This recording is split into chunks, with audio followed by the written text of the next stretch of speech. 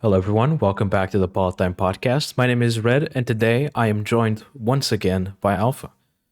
You always say that, and I always have the same answer. It is I. Again. Yes, although this week I did decide to put more emphasis on it because you weren't here last week.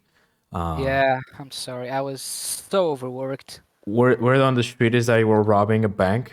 Um, Word on the street is that you should keep your fucking mouth shut. Sorry, I kind of slipped up at the end of the episode, and I kind of ratted you out. But it shit happens. It's complicated. The only bank I'm robbing is the bank for where the fuck they kept my mental health, cause holy shit. Yeah, I but was so done with school by the end of that week. yeah, it was a rough week. But yeah, last week I was alone. I did my thing by myself. Basically dedicated the entire episode to you essentially. Or I kept you in my memory. But Oh, that's sweet. yeah. But this week, it's another article by me. But you're back. You're back from the trenches. Um, Wreck from the dead, that's where I'm you from. have returned from war, and you've gained at least three types of post-traumatic stress, and allegedly you're through a few million richer, but that's just a rumor. That is just hey, that's a theory. It's a game Just theory. theory. But so I wrote the article this week again, and speaking of robbing banks, I decided to talk about. Robbing Uh, bank. I decided to write about violence, and specifically what is usually called bourgeois violence. My Uh, favorite. this is usually, I feel like this could be an article that either me or Alpha could talk about. I think that you Alpha would have much more focused on the kind of historical examples of said bourgeois violence. I much more decided to go after the reason why it happened. So kind of a different perspective in that sense. I of course also talk about examples because I how otherwise would I explain bourgeois violence without exp- Talking about bourgeois violence. yeah, without showcasing examples of it. And unfortunately, I wish I would have had more time to do kind of like historical research and kind of like go into like specific details. Oh shit, I hit my microphone. Sorry. And but I didn't. I just didn't have the time. And in the future, I would very much like to do that specifically when it comes to America and their violence. And I mean, we've talked about stuff like that in many ways. For example, the articles that you wrote, Alpha, regarding the way that America has led with the indigenous and with the native people of the continent is an example of Fucked. bourgeois Fucked. violence. Yeah, it's fucked, and it's an example of the interests of a class basically completely violating the human decency and treating humans as a shit under their boot. Um, and so yeah, that's just an example, but that's what I I decided to actually write up. made a whole presentation today on my biology class about the origin and falsehood of racism. Yeah, which is also a topic that you have talked about on here too. But yeah, I Yes. decided to talk about that this week because I have been working on some personal projects in the background, stuff that I'm doing for myself. And I wanted to talk about bourgeois violence as I think it's a topic that all of us feel inevitably, but people don't really understand what it is because it's not exactly something that you're taught in school because that would be hurtful for them for I had a teacher who was a fucking baller. You didn't meet her. She was my history teacher on the fifth grade, and she literally turned to us with class and said, "Okay, so what I'm going to teach you is not on the program. You can fucking leave if you want. This will not be on the test." And she just explained to us the whole thing around slave trade. She yeah was fucking awesome. I love that teacher. We should at some point. This is before I do the actual other part of the intro.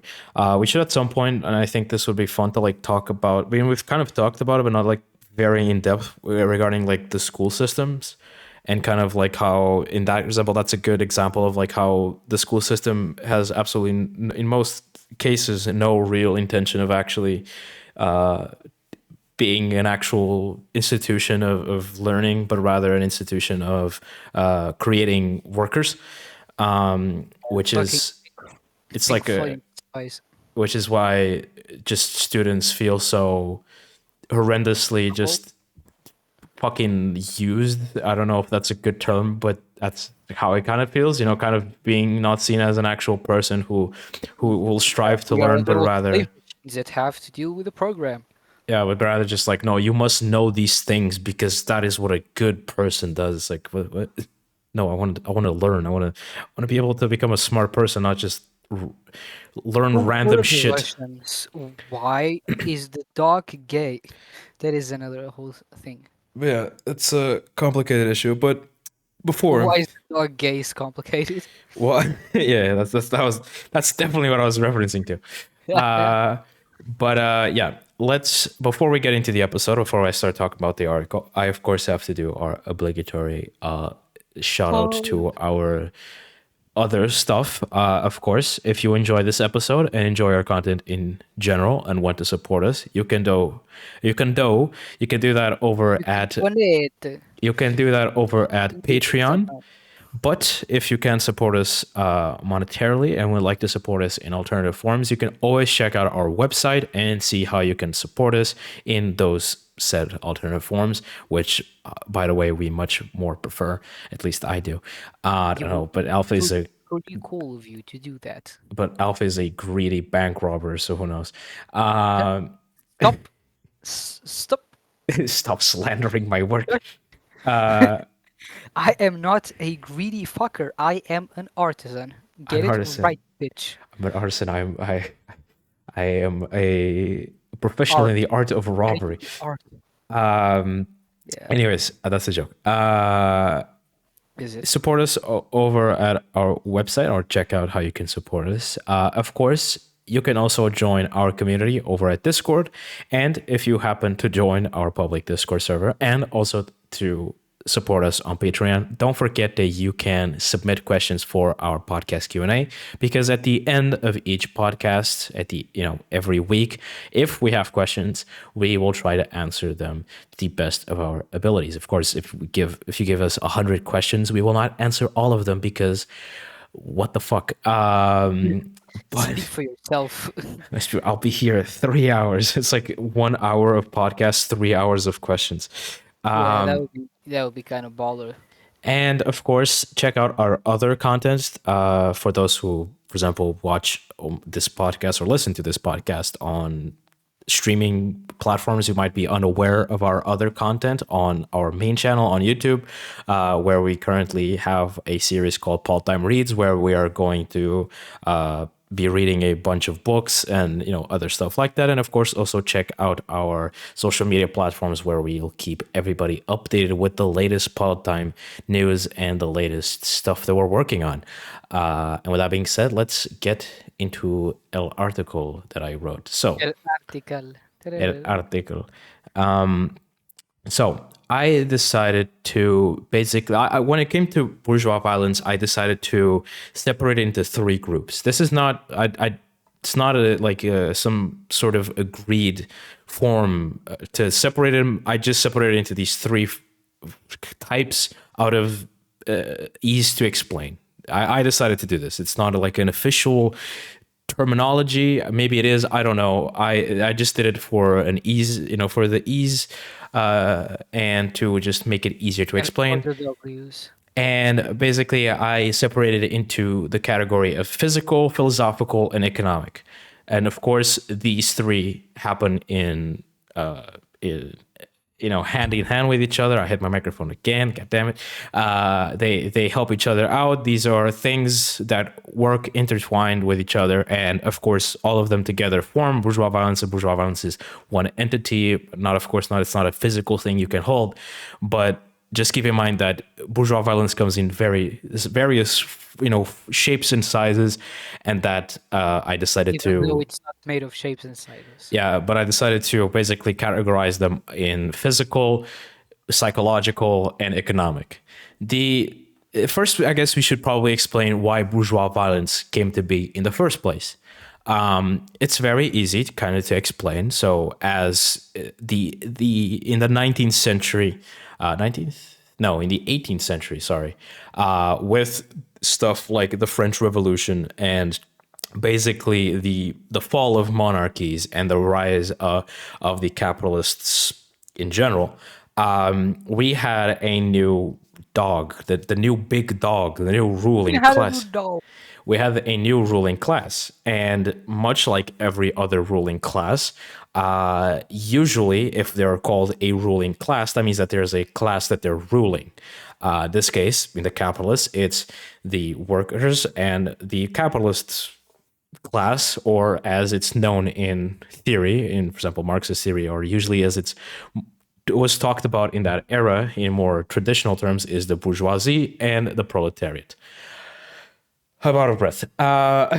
And of course, like every other class, and specifically very much alike, very similar to the class that the capitalists came to replace, and the ones that allegedly they hated, they assumed a lot of similar methods to ensure their success.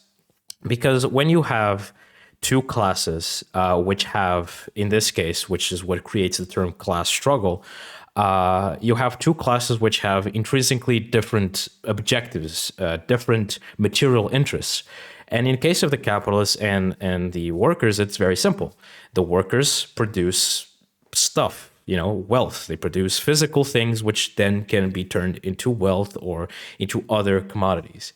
And of course, the capitalists want to take the wealth created by the workers and keep it for themselves. So in other Produce words, capital. both classes want to keep all the wealth to themselves.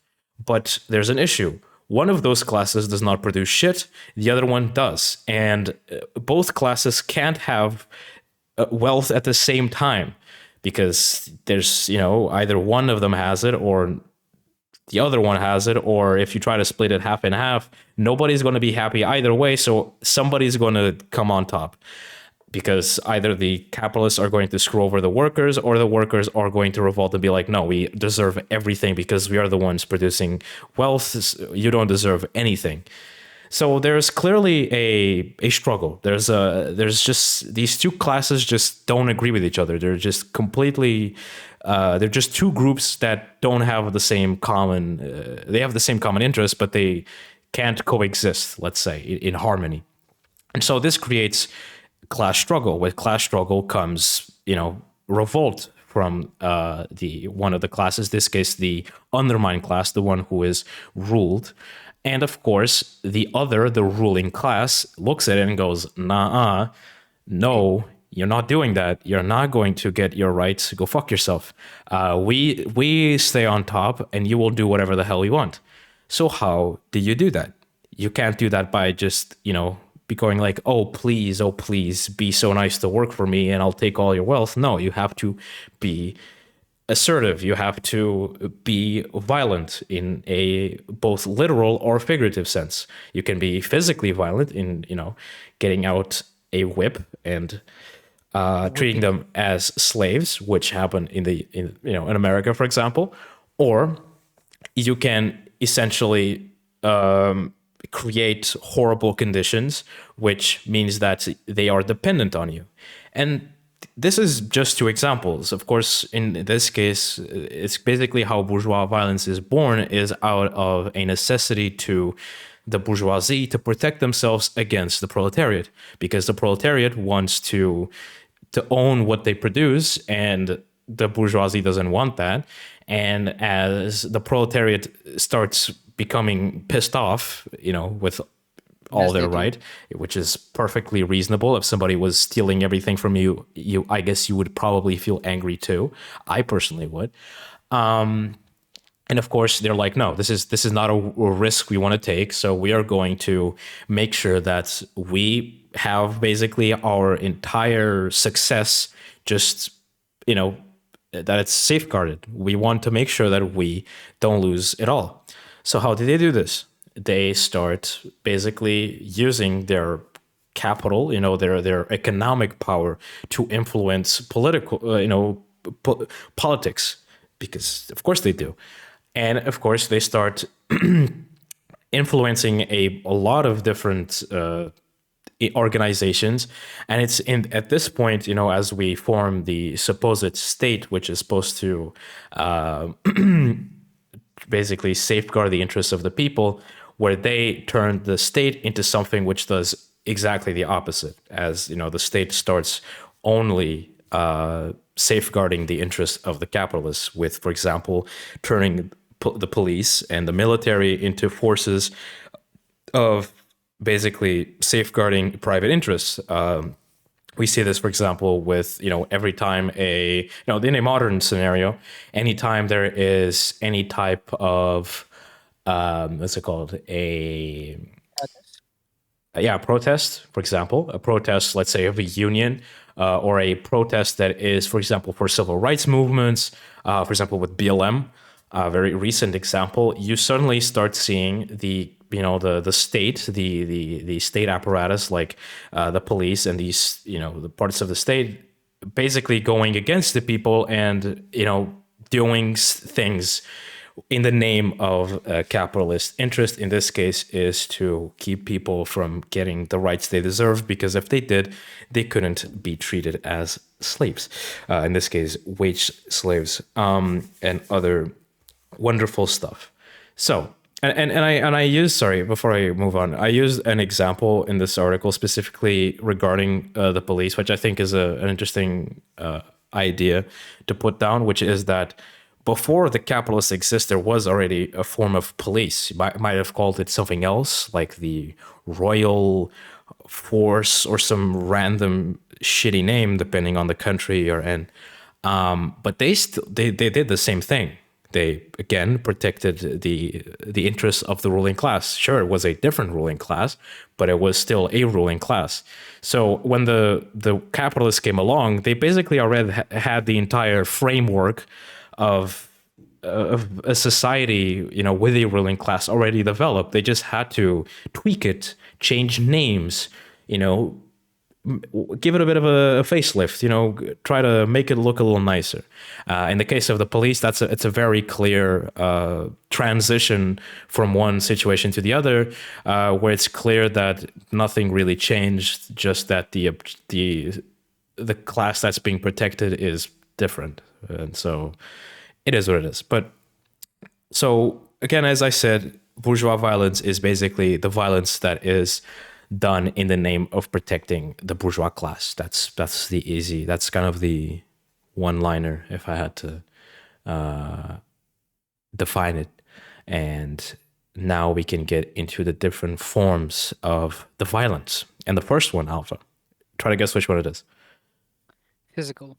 There you go, buddy. You got it. I decided to do physical because the physical one is probably the most obvious one, the one which is the most visible into day-to-day life. It's undeniable that it's happening because it's there. It's physical. It's in a form palpable. Unfortunately, that you can see people suffering and being victims of the military, of police brutality. This is example of physical violence. And this physical violence can both be domestic as international. Now, domestically, as I mentioned already several times, you have the police, police brutality. This is violence that is happening in the name of capitalism inside the... What? Sorry. It's... Never mind. Stupid comment. All right. Go on. So these are things that are happening inside the country themselves. These are things that are happening in the kind of the microcosm of a country. But then, of course, there's the international violence, which I can't exactly classify as worst, but usually it does get way more out of hand because it's also less visible. It's not happening in our land, and most of the time people aren't aware of how gruesome and bad it gets out there, because we're not seeing it with our own eyes. We're just listening to what they tell us, and sometimes what they tell us isn't 100% the right story, which is the case of what we've seen with the situation in Israel, where it's clear that a lot of people are not aware of what the true scenario of things is. And the case of Israel is a good example, because as much as people don't, try to basically explain the situation through the Zionist lens of, no, they just want to protect the Holy Land, bullshit. No, like there's clear, maybe the pure Zionists, the true ones who follow that ideology, sure, but you think that the Americans give a shit about that theory? No, they don't give a shit. They just see a good old opportunity of having a lot of power in the Middle East. Shocker, right? It's almost as if that's not been their whole thing for like the past few decades. No shit that they want to have a power which does their bidding Yeah. in the By Middle the East. way, a small side note. Yeah, You know the little franchise called Dune? Dune. Yes, I do. Heard Yeah, of have it. you heard of Frank Herbert, the guy that wrote it? Yes, I have. I have. So my man was a baller. He first began his journey to writing Dune by studying actual sand dunes in Oregon. Then he went after biologic systems. Then he went after habitats, and then he turns to the Middle East, met a bunch of Arab communities, met an ecologist who became his friend, and who gave him the phrase, "The white man is killing the planet. If this keeps going, the entire world will be as desert as the north of Africa." And then he wrote a book where he also referenced heavily Palestine. Think about it. Why do you have? He says it is himself. It's just me making it up. You have a nation that is ruled by a power for a large period of time. Yeah. Then that nation is pushed off the land, and another power comes to rule them, who is, in the book, apparently nicer, but still does a lot of shit. Yeah. Yeah, that's like in this case of Israel, I think a lot of people forget that Israel is a colonial power at this point, Yeah, right? it's a foothold that Europe and the United States of America have in the Middle East. And so colonialism is just that. It is international bourgeois violence. It's bourgeois violence which we've sent off to, we've exported into a far, far away land which people can't see with their own eyes, and then we go out there and do whatever atrocity fits the interest of the capitalists. In case of in the 2000s and even earlier before that, with Afghanistan, Iraq, these different countries with the US did horrendous things. And why do you think they did that? It's because of the capitalist interest they had, like oil and other stuff. I mean, at this point, it's a known meme that anytime America finds any oil or any country, they'll try to fucking invade it. Like, it's a well-known meme, and that's bourgeois violence. It's like shit. Fucking look at the new hit sensation, Helldivers. It even parries Oh that. yeah, yeah. Hell, Helldivers is a yeah, exactly. with the Helldivers bugs. is a literal satire of the American Empire, and turning it into such a clear satire that even then people still don't get it, that America is the bad guys. It's like, damn. It's like that one meme from that one movie where the guy just goes, "Wait, are we the bad guys? Are we Are we the?" the baddies? Hans, are we the baddies? So it's like, yeah, yeah, you are. But yeah, in the article I talk about primarily, and I just decided to go into Latin America. I didn't even go into the other part of the world. I just talked about the American continent in that case, about the atrocities that America has caused and has influenced, governments and stuff like that. I try to find like a specific, like an exact number of how many coups or straight up invasions or interventions or whatever you want to call it, or meddling that the U.S. has done in South America, but There literally just isn't a number, like a fixed Yeah, I don't number. think whoever will. I saw numbers as low, which is hilarious. What I'm about to say, as 54, to then seeing stuff like 60 Gee, something, and then there was one which was like 83. I saw a bunch of different studies which said different numbers because honestly we just aren't sure how many there were. We just know that there was way more. More than one is already bad, and it just kept getting worse.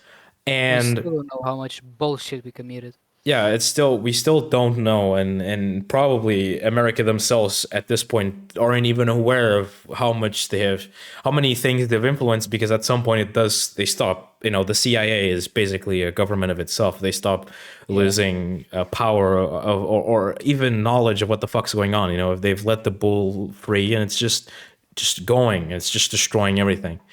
it's And just running.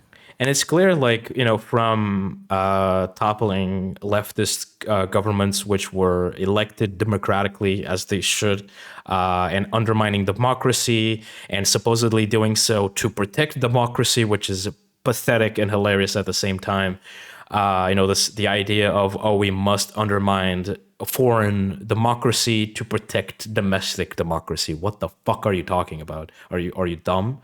Like, democracy is democracy. You should, no matter how much you don't agree with, like, example, a few days ago, Putin won the elections again. Does that mean 87% or something like yeah, that. 83, I think, was the highest percentage that he's ever had.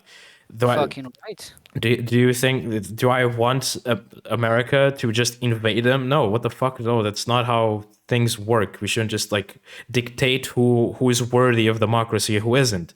That's not the right thing to do. Does that mean I agree with Putin? No, of course not.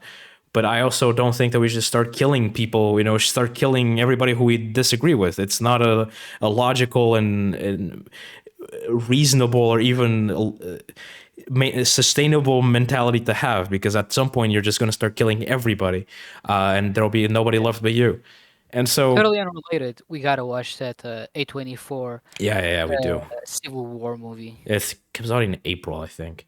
Um, but yeah, we need to watch that. But I saw a there's movie today. there's there's a clear, and when it comes to physical violence, it's very obvious that the military purely exists to do bourgeois violence. That its only function. Don't believe. The state, right? Don't believe the bullshit of, like, we must protect ourselves from whom? From whom, may I ask? From the people you made your enemies, from the countries that colonized and just decimated, and now you're surprised that they want revenge. Like, whoa, that's shit. Like, it's Don't I know saw. the consequences of our actions. It's like I saw this wonderful tweet, which was a guy who said, "I know nothing about politics, and I'm super stupid. But doesn't it seem a little logical that if Israel keeps killing Palestinians, in the hopes to destroy Hamas, that there will just be that there will just pop up a super Hamas, or like more Hamases will show up because of those actions?" It's like, yeah, that guy's right. Like, the more you suppress and the more you murder a group, don't be surprised when they become more and more extreme in their methods of self-defense. That's a pure logic. I don't know how else to put it. Like, they're not just gonna be docile and be like, nah, we'll accept it. We'll accept our death. No, that's not how the human mind works. And anybody who wants to survive won't do that. So that's how pointless and endless wars start, when one dumb fuck decided to do some dumb shit. Anyways, not to get carried on. I then decided to go into the psychological violence. Psychological violence is not as obvious because it's psychological. We all suffer from it, of course, just like physical violence in some ways, but it's not as obvious. Why? What am I exactly calling psychological violence? Psychological violence, I'm calling it anything that has to do with basically altering the mind of a person in order to safeguard capitalist interest, which basically turns a person into somebody that they're not. That's a very non-specific way to explain it. But the best example I try to give is, for example, fear mongering techniques and propaganda, which turns people into massive racists and stuff like that, which are clear non-natural behaviors for a person to have, and clear indications that they have been, influenced by tremendous amounts of propaganda or through, a system that propagates these type of Propagates. mentalities and basically turns people into these hateful beings, hateful people, which basically go against any sort of human nature they have of being caring and caring about others, et cetera, et cetera. And I very much touched upon in the article specifically, stuff like, the ideas of white supremacy or Favorite. what? My favorite. Oh yeah, these different things, these different ideas which are very violent in nature, in most of the cases, then turns into actual physical forms of violence, like femicide, basically killing queer people just because you're afraid of them spreading some sort of gay virus or some nonsensical bullshit. Turning the frogs gay. So And it's so basically these just immensely amounts of psychological just warfare, which a lot of and most far right and right wing parties use to basically radicalize you into believing whatever bullshit they want to sell you, and even in a very sort of mallow form, with in the 80s with neoliberalism and the birth of this hyper individualistic idea. That's a very good example of it, of just this idea of completely trying to kill out the idea of collective action and collective being in humanity, and just this idea that no, the individual is the only thing that matters. It's we must only care about the individual at all costs, and we must basically just tune out every other human being on the planet, and nobody matters. And I love that that idea came from the hyper religious group of the America. yeah, I mean, not just America, because Thatcher very much had a Yeah, say shout in. out to the English Shout out to the Wicked Witch of the West. of the East in this case. And so, to me, people might not agree on that sense, but to me, I consider that very much psychological violence, because that is just violent in a very, maybe not a direct way, but it just is so just destroying of the human mind, these different ideas, which to me, I just see it as something that's violent, and causes a lot of pain and a lot of inner turmoil, which people don't even understand. Because I've said this, I don't remember if this was on a podcast before, if I've just commented this with, I think, you, Alpha. Like, the idea of being racist makes your life so much harder, because you're constantly worried about everybody that's around you. You're consistently worried and paranoid about people's skin color and their ethnicity and the language they speak, and this makes you into this paranoid, just borderline, just crazed person that is consistently just. But it can also make your life much easier, which is the scary part, because Yeah, from that's. the Yeah. moment where you say, "Hey, it doesn't matter who you are, what you are, how you are always going to be better than someone else." Yeah, but then but then we're like turning into more the physical form of violence. That's why I'm talking about more, because then we talk about, like, like straight up like fascists, like Proud Boys type of shit, where they're like straight up plotting the deaths of colored people and colored people of color. Jesus, did I just do that? Sorry. Yeah, you did. Sorry. Jesus fuck. I'm really sorry for that. And so there's clearly like this. It's just to me. I call it psychological violence. I don't know how to put it otherwise. And then the last topic, which is not my favorite, but the one that I know more about, which is economic violence. One very simple and very famous, and one which people are consistently suffering from currently, in the past, very common: austerity. Austerity measures are a classic example of economic violence towards the workers for the propping up economic powers and basically sustaining economic stability just for the ultra rich, and in sacrificing the workers. And austerity is a pathetic bullshit means of ensuring economic success, because you're straight up just admitting that workers are just meaningless and that they are worth nothing but at contributing to the success of the corporate world. As a worker on the day-to-day basis, that is already the purpose that you fill.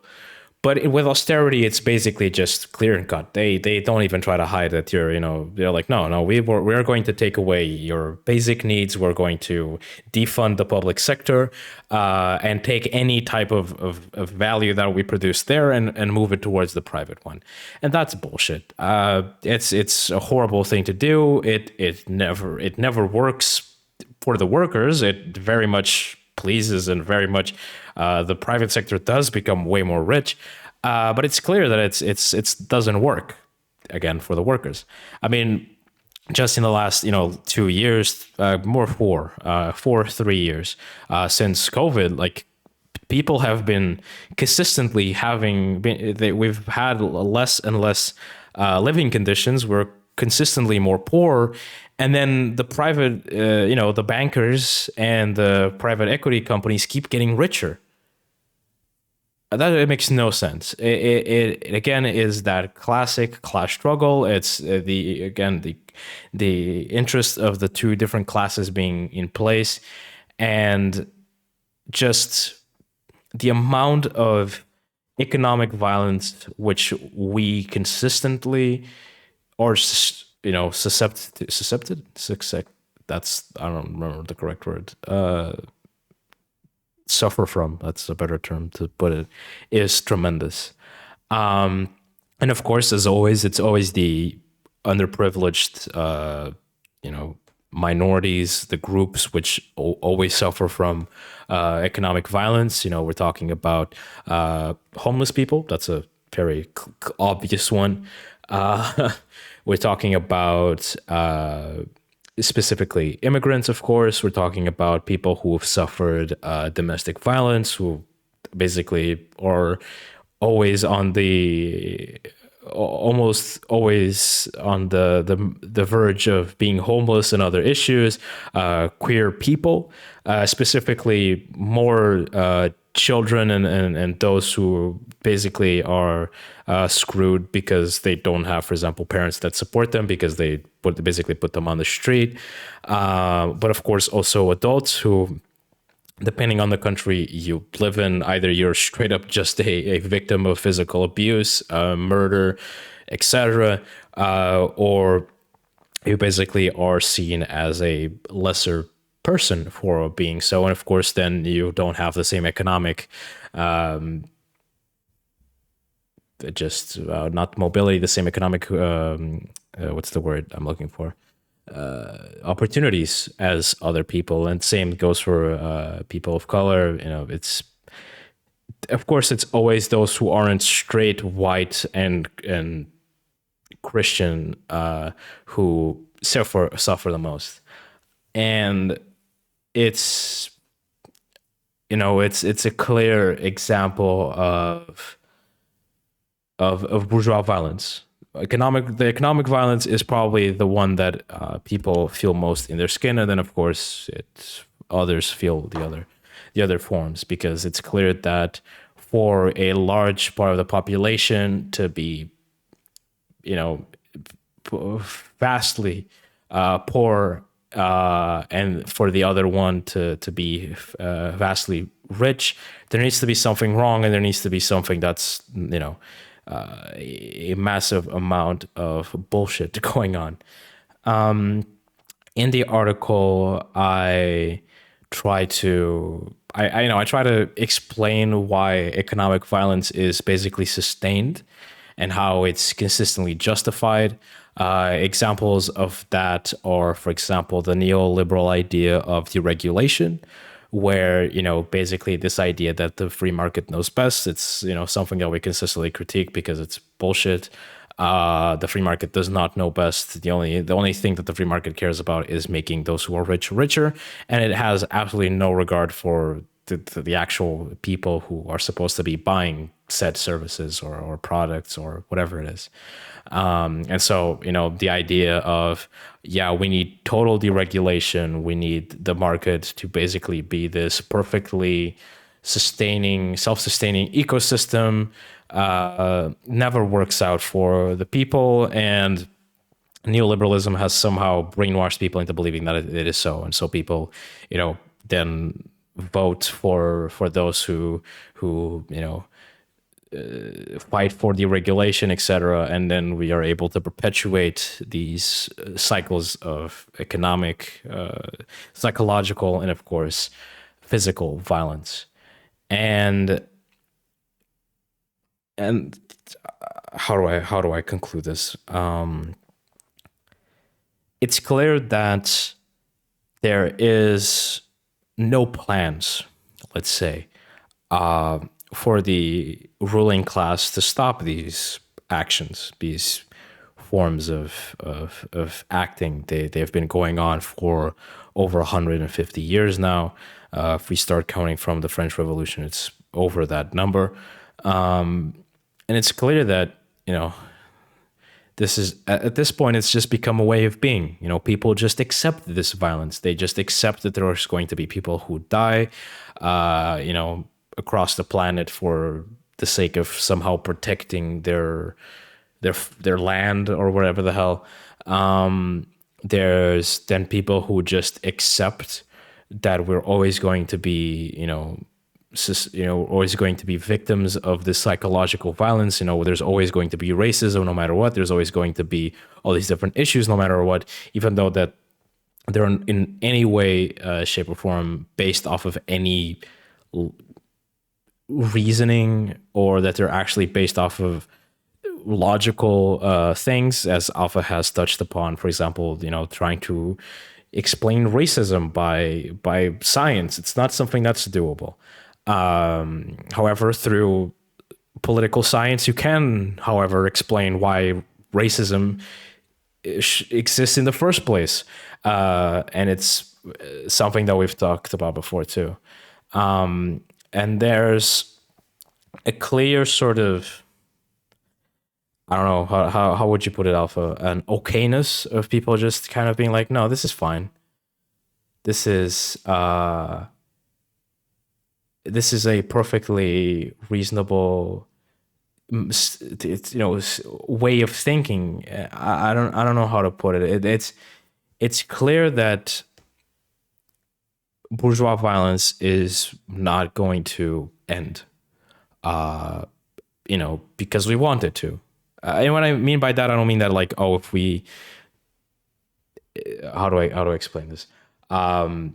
There's wanting it to, and then there's wanting it to. There's the, oh, I'll just,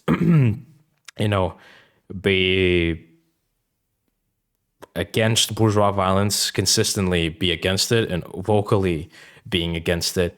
And then, for example, go voting and say, all right, I'm going to vote for a party which does not want to apply bourgeois violence because they don't even protect the bourgeoisie. In the case of true leftist parties, I'm not talking about social centrist parties. I'm talking about socialist parties, socialist, Marxist, communist parties. And you just kind of sit back, vote for them, and then go, yeah, this is going to. I'm just going to now hope that stuff happens. And we've talked about before in the last few articles, or as I have talked about in the last few articles, it's clear that this type of action has not worked out ever. We've never been able to do it. Every time it does happen, then countries like the U.S. or other countries step in and stop these processes from happening. And so what I mean by wanting it to versus wanting it to, I mean that you can want something, and then comes down to how you want to obtain it, and that's what makes it difficult, what makes it hard, because some people don't have the understanding and and enough understanding of how things work to be able to see that bourgeois violence by itself, the reason it exists is to ensure that that capitalism survives at all costs, that it can't die, that capitalist interests always stay, supreme as the most important pillar of society, and that we must evolve or develop our entire existence around protecting capitalist interests. And at this point, it's become so ingrained in our human consciousness and being that we don't even question it anymore. That we just expect things to be this way, that we expect money to be an inevitability. Or that, I mean, for example, there are various socialist models which defend that see a need or they have money. In fact, communism itself is usually seen as a moneyless society. Socialism, not so much. I'm sure that there are forms of socialism which openly want to see alternatives to currency. Personally, I think that we just need to change what currency is and to turn it into kind of like a thing that you use to make trade easier, rather than a need on the same level or superior to water, food, education, what's the word, housing, etc. These are things that we need to survive. Education is, I mean, not in terms of biological needs, not one, but one that's, I guess, a step above that in Maslow's pyramid. But money has somehow come before all that, because without money you can't access any of those things. Definitely in a very privatized economic system. In a public one, it's still, or still need money for housing, still need money for food, still need money for water. Maybe not education, maybe not healthcare, but definitely the other things. But people just kind of accept this idea, this relation with money of being this so depressing and just this consistent slaving away for money and doing anything possible for money. And this greed, this mass amount of greed that we have is not normal, in my opinion. And in many people's opinion, it's just not, it's not normal. Like, why? I mean, it's kind of that kind of idea of after you die, what will it matter, unless you are such a big fan of inheritance that you are like, no, I want to basically waste, quote unquote, or sacrifice my entire life to then be able to financially secure the next 3 generations. It's a very weird mentality, which completely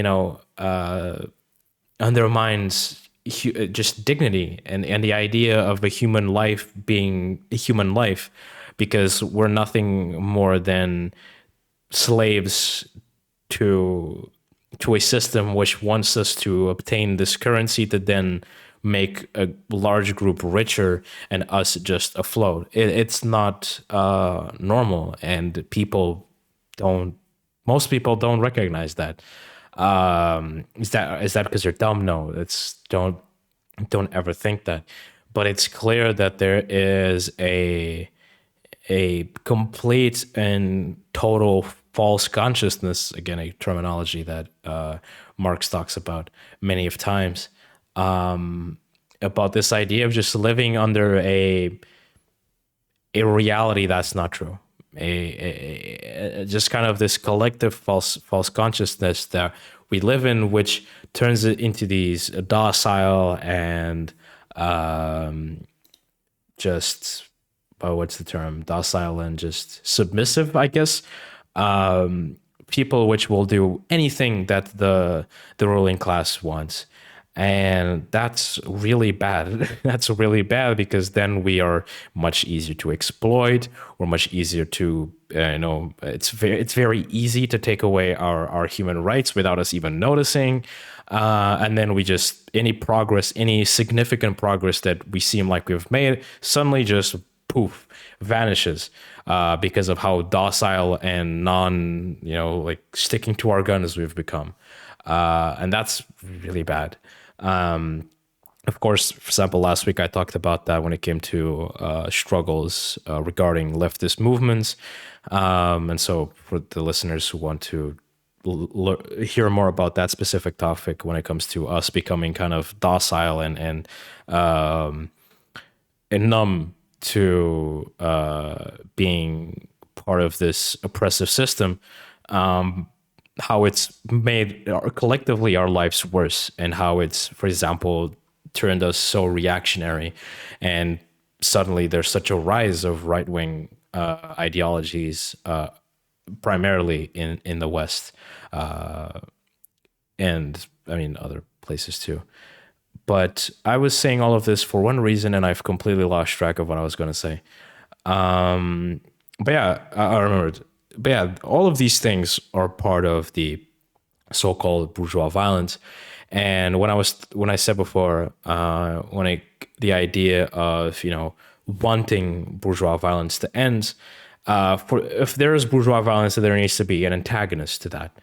And I don't remember who.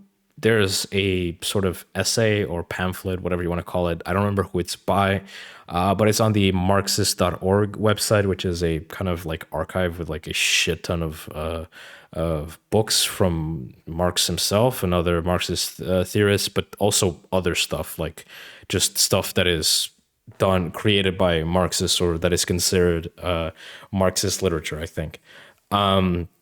And there's one book which, when I was researching about bourgeois violence, which kept coming up, which was Bourgeois Violence and Proletariat Defense.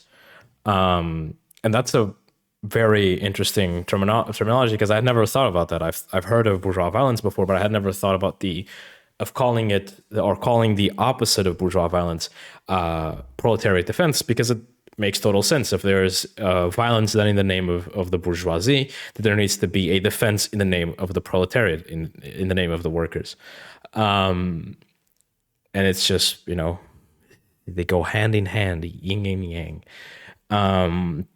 Of course, you can define what proletariat defense is yourself. I have my convictions of what it is. Alpha has his own. Everybody has their own. No matter how ideologically similar you are, you're always going to define what your response to ending capitalism is. Some are very direct and violent in their means. Some are more diplomatic, and some are, in my opinion, totally just unrealistic. But it is what it is. I don't know. I don't know, have much more to say. Surprisingly enough, this was a long ass article, but I was able to, surprisingly enough, condense it into a short episode. Alpha, what do you have to say, buddy? This is your topic. I do not know enough about this, not even closely. I am much more of you humanitarian guy than I am of a economic system and philosophy I guy. mean, So I'm not talking like primarily economics, because at the end of the day all these things are connected, they're intertwined, and economics is as much of a part of politics as politics is a part of economics, right? These are things that go hand in hand and can't live without each other. Um, but it's clear, and I hope I've made that clear. I mean, we've talked about this before, so you know about it. What bourgeois violence, concept of it is, and and I don't know if you heard that, because Alpha had to take a little break when I was talking. How I talked about, for example, the shit. Sorry, trying to remember what I said. The concept of the false consciousness. Did you hear about that? no, Okay, so the idea of false consciousness, and I think that you've definitely experienced it. Just kind of this,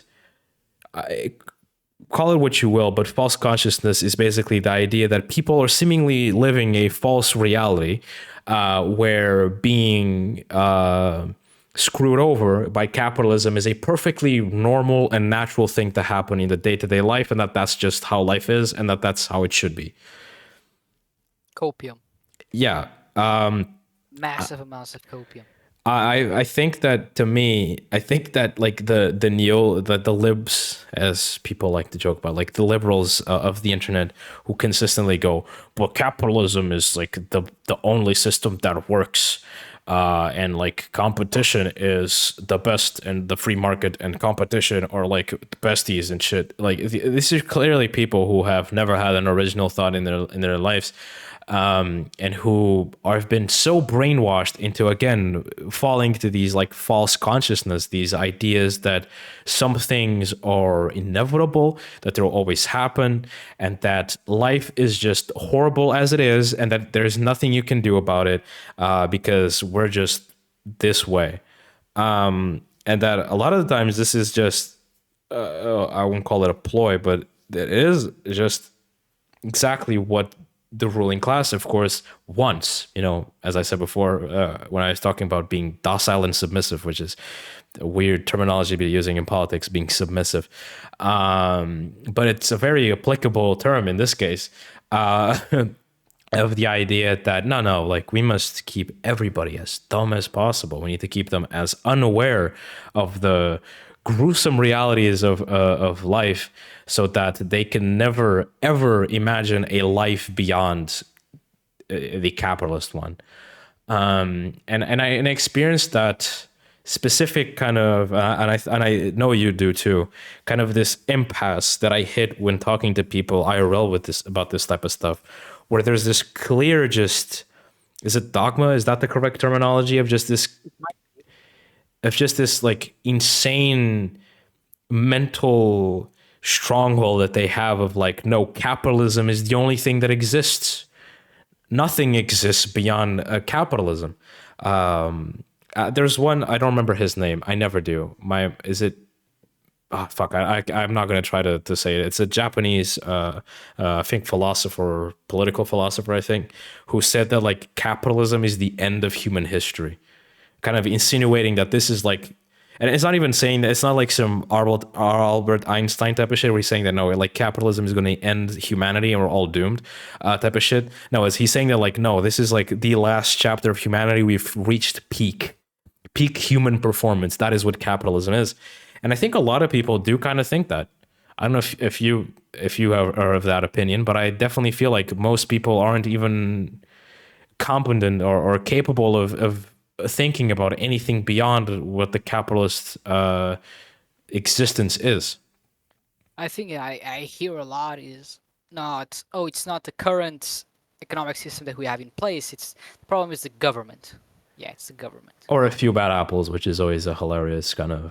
Yeah, a few bad apples spoiled the bunch. It's like the issue is not capitalism, the system. It's just a few little funky wonky little figures which show up and are like bad. It's like, no.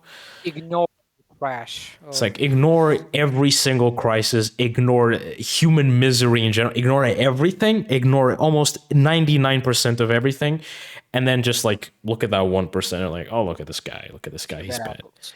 Because I mean, I have a counter argument to that common argument, which is, have you thought that it's maybe the system which produces those bad apples? Yeah. Huh? We are running on fumes now. We have gone fully back to the previous topic. Yeah, So but just to kind of end it off, it's bourgeois violence is all around us. No matter how privileged you may be, and I'm not talking about obviously being part of the 1%. I'm talking about, being, let's say, a middle class citizen, and still having some form of privilege. You still are susceptible to bourgeois violence. Everybody is. Even those at the highest tops of society have come to a point where they themselves don't even recognize that they have been, that they have fallen for their own propaganda. Because let's be real, like there's people who are so ridiculously racist at the top of the food chain, which I mean, can only be attributed to those people having been so completely mind fucked. Sorry for the terminology, that they can't even recognize what's real or not. And that's hilarious. The idea that this type of propaganda, this type of rhetoric, all these things that exist to safeguard capitalist interest has also, at the end of the day, affected the capitalists themselves, because of course it has. I mean, they're not gods. They're not any superior than we are. They're as human as we are, or to some degree, slightly less humane than we are, to be able to do this type of shit they do. But it's clear that we all fall for it. And if there's one thing I want people to take away from this episode, is to question things, question what you know, and everything that you know, that you think of as some sort of established and what's the word, like kind of a something that you're like, no, this is just how it is, and there's no more questioning it. Don't do that. That's a very bad mentality to have in general. No matter how informed you are in one topic, you should always question it and always try to rethink it. Always try to have some sort of inner debate, or if you want to call it that, and question, why do I think about this? And every so often try to question yourself. Also, don't do it too much, because then you might start going crazy. So you need to try to find a balance, a healthy balance between the two. Don't consistently go into some like existential crisis just to keep yourself in check. That's don't recommend that. But try to question things. Try to separate facts from opinion. That is a very important thing, which a lot of people aren't able to do. You want to hear a horrible story because of that, Alpha, that I heard today? sure. My history teacher, he also his is a history teacher for people in basic school, right? In whatever you want to call it in English. And he was doing this. He organized this talk, right, with a person that I actually myself went to that talk myself, and there was this kid who said that apparently, this is, I don't know how old he was. Let's say he was in like seventh grade, or he's very young. This enlightened mind, right? This beacon of intellectual thought suddenly came up with or didn't come up with, but suddenly decided to say something out loud for everybody to hear, which was that homosexuality was invented in 1990 in the USSR, and that it's all Right. a ploy to brainwash people. Be communists? Not sure. It's not very logical, so I'm not very sure what the logic there is. And my teacher was basically just shocked. Like, he was in awe. He was just, huh? What? What the fuck did you just say to me? And that he then started asking questions to this child. It's a child. And he came to the conclusion that the father of the child also believed this, and that, basically the kid believed this because of the father. And that is such a sad story because of that specific part of this parent, this father having this insane idea, this literal conspiracy theory, the idea that somehow homosexuality was created in the 90s, specifically in the USSR, which is somehow probably my favorite part of it, is like how it specifically was the Russians.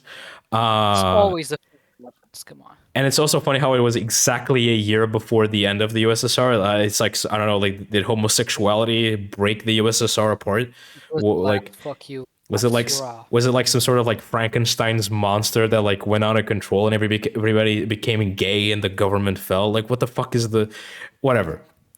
The fell of the USSR by the LGBTQ. God damn it, LGBTQ. Yeah, it's like, oh yeah. So what ended the USSR? Was it just foreign pressure? Was it, instability? No, it was gay people. It was the gays. They did. They ended. We've all known. We've always known that the queer people were exceptionally strong and that they could topple an entire government of this massive global power just in 1 year. Just poof, gone. Anyways, back on track. I was saying, but yeah, basically the teacher, my teacher was saying like, this is a clear demonstration of the failure of not being able to distinct facts from opinions, or in this case, a fucking conspiracy theory, an insane one. And that's very important. So that's my moral of the article, is to try to keep an open mind and try to always learn new things, but also not to fall into conspiracy theories like that one. Please, for the love of God. If there's a conspiracy theory you want to have, is that George W. Bush caused 9/11. Sorry, that was a joke. But there's ones that are more based on facts. But fuck me, that homosexuality was created in 1990 is not based on anything that's even plausible. But the idea that the CIA caused a terrorist attack is not impossible. I mean, they've admitted to other ones, so it is what it is. But yeah, that was a kind of an end. I wanted to end it on a joke. But yeah, Alpha, what do you want to say? How do you want to? I want to say that it has come to a point in time where my will to live has transcended beyond my body, and I'm currently craving only the ability to fucking sleep. Why have you turned British? I don't know. I get British when I'm tired. I have transcended Americans. I've returned to the I promised land. have turned posh. I've turned to the British. I desire tea. I desire tea and crumpets. Where's the bottle? Anyways, if you guys enjoyed this podcast and enjoy our content and us in general, support us over on Patreon. If you can't do so, check out our website to learn how you can support us in alternative forms. Of course, join our Discord community where you can talk to me and Alpha and others who join, of course. And check out our social media platforms. Talk to us, interact if you want to be part of the Politdigm community and experience. And go check out our main channel, because that shit is it's popping the fuck off. And I am very happy because I like it when I put work into something and then it does well, because I think that's reasonable, I think. With that being said, thank you. And we'll see you all next week. Goodbye, Bye-bye. everybody. Goodbye.